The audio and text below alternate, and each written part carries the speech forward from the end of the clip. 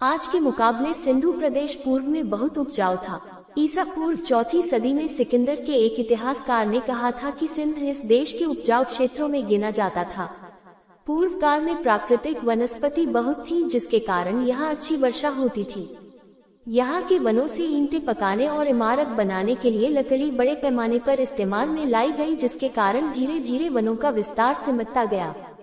सिंधु की उर्वरता का एक कारण सिंधु नदी से प्रतिवर्ष आने वाली बाढ़ भी थी। गांव की रक्षा के लिए खड़ी पकी ईंट की दीवार इंगित करती है बाढ़ हर साल आती थी।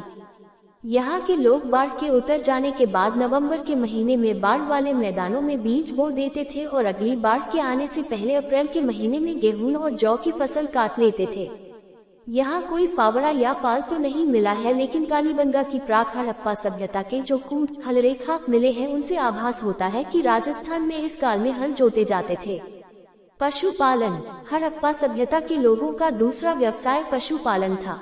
ये लोग दूध, मांस, उनके कृषि के कार्य और भार ढोने के लिए इनका प्रयोग किया करते थे। हड़प्पा स्थलों से कोई जानवरों की हड्डियां मिली है, जैसे भेड़, बकरी, भैंस तथा सुअर।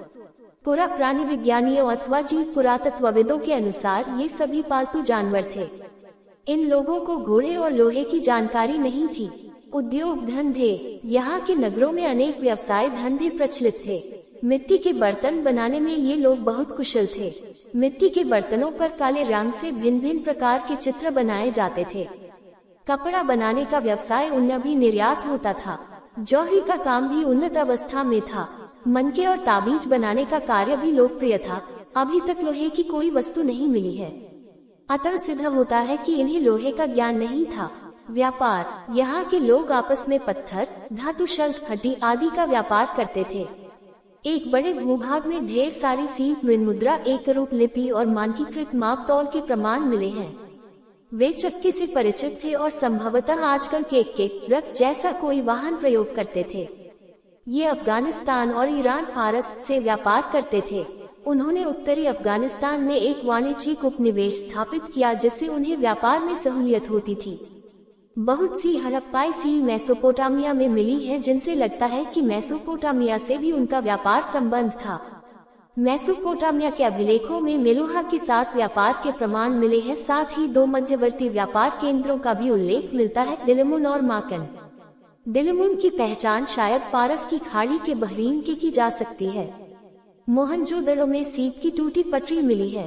राजनीतिक जीवन। इतना तो स्पष्ट है कि हड़प्पा की विकसित नगर निर्माण प्रणाली, विशाल सार्वजनिक स्नानागारों का अस्तित्व और विदेशों से व्यापारिक संबंध किसी बड़ी राजनीतिक सत्ता के बिना नहीं हुआ होगा, पर इसके पुख्ता प्रमाण नहीं मिले हैं कि यहाँ के शासक कैसे थे और शासन प्रणाली का स्वरूप क्या था। लेकिन नगर व्यवस्था को देखकर लगता है कि कोई नगर निगम जैसी स्थानीय स्वशासन वाली संस्था थी। हड़प्पा में पकी मिट्टी की स्त्री मूर्तिकाएं भारी संख्या में मिली हैं।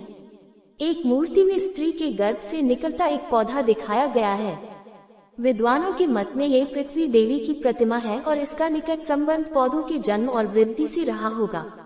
इसलिए मालूम होता है कि यहाँ के लोग धरती को उर्वरता की देवी समझते थे और इसकी पूजा उसी तरह करते थे जिस तरह मिस्र के लोग नील नदी की देवी आइसिस की। लेकिन प्राचीन मिस्र की तरह यहाँ का समाज भी मात्र प्रधान था कि नहीं, ये कहना मुश्किल है। कुछ वैदिक सूत्रों में पृथ्वी माता की स्तुति है। धोलावीरा के दुर्ग में एक कुआं मिला है। इसमें नीचे की तरफ जाती सीढ़ियां हैं और उसमें एक खिड़की थी जहाँ दीपक जलाने के सबूत मिलते हैं। उस कुएं में सरस्वती नदी का पानी आता था, तो शायद सिंधु घाटी के लोग उस कुएं के जरिए सरस्वती की पूजा करते थे। सिंधु घाटी सभ्यता के नगरों में एक सील पाया जाता है जिसमें एक योगी का चित्र है, 3 या 4 मुख वाला। कई विद्वान मानते हैं कि यह योगी शिव है। मेवाड़, जो कभी सिंधु घाटी सभ्यता की सीमा में था, वहां आज भी 4 मुख वाले शिव के अवतार एकलिंगनाथ जी की पूजा होती है। सिंधु घाटी सभ्यता के लोग अपने शवों को जलाया करते थे। मोहनजोदड़ो और हड़प्पा जैसे नगरों की आबादी करीब 50,000 थी, पर फिर भी वहां से केवल 100 के आसपास ही कब्रें मिली।